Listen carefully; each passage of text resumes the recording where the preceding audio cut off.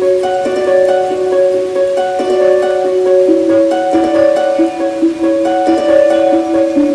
morning. My name is Charles Rukewe AKUDO. Today, Tuesday, the 19th of August 2025, here live on Majo TV, we'll be presenting the newspaper headlines.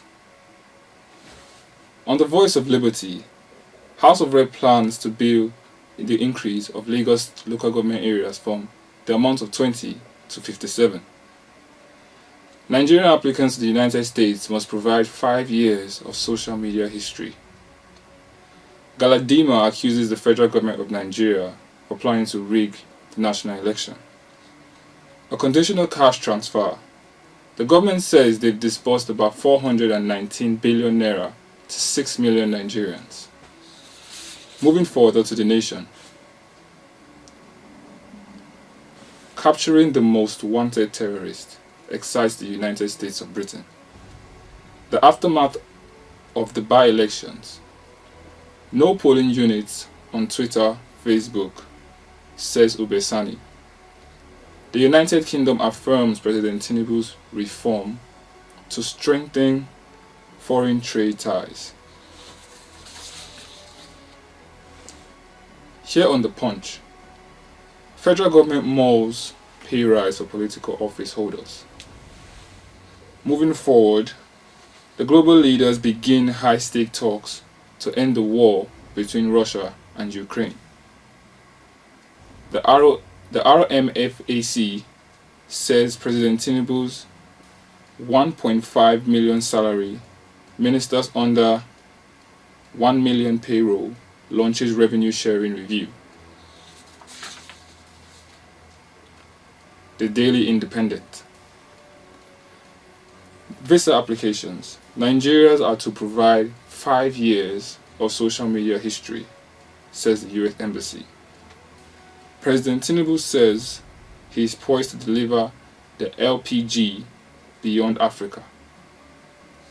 And on Ondo under fresh siege of kidnappers and ritual killers, residents charge security agencies and government on quick action concerning the matter.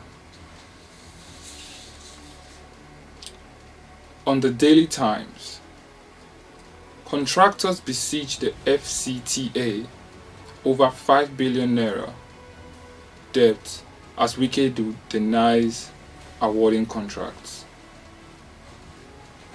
Over 3 million displaced by 5 floods and insecurities in Nigeria, says the federal government. We were reviewing revenue sharing formulas by the RMAFC. Moving forward to The Guardian.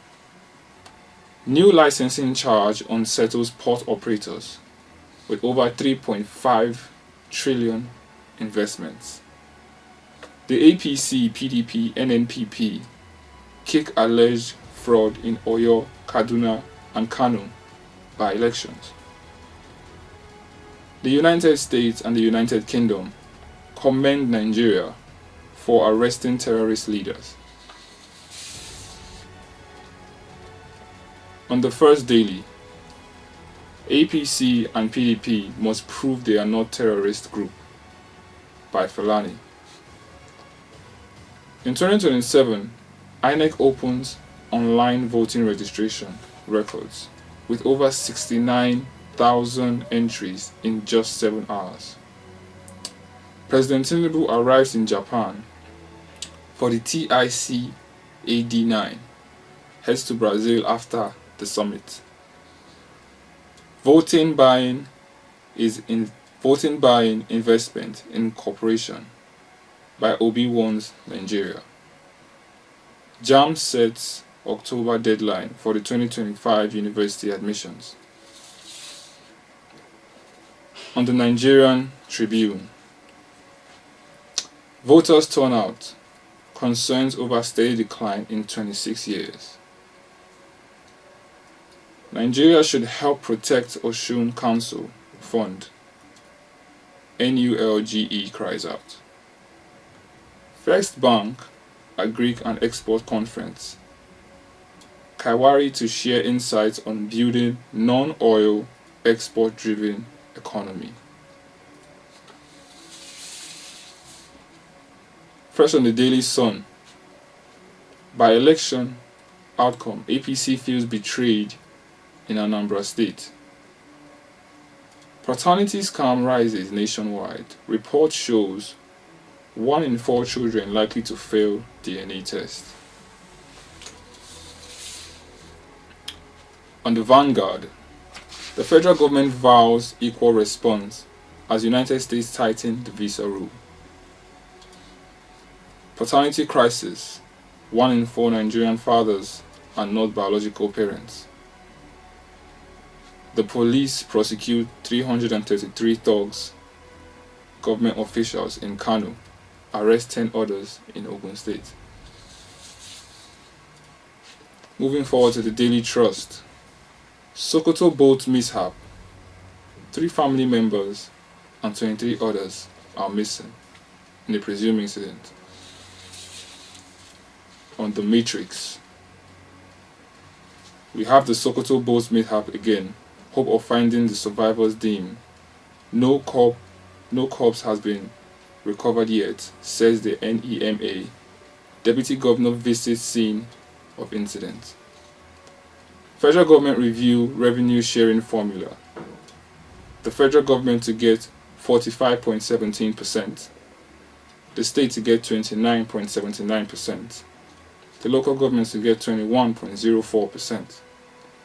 Review long overdue given Nigeria's shifting economy, political realities, says the RMAFC.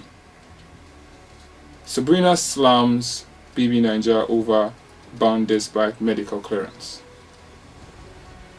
And finally, JAMB gives October deadline to wrap up the 2025 admission. Well, that is all we have for you today on the newspaper headline. Signing out from Majo TV at Ijakpo Estate, Akure, Ondo State. See you next time.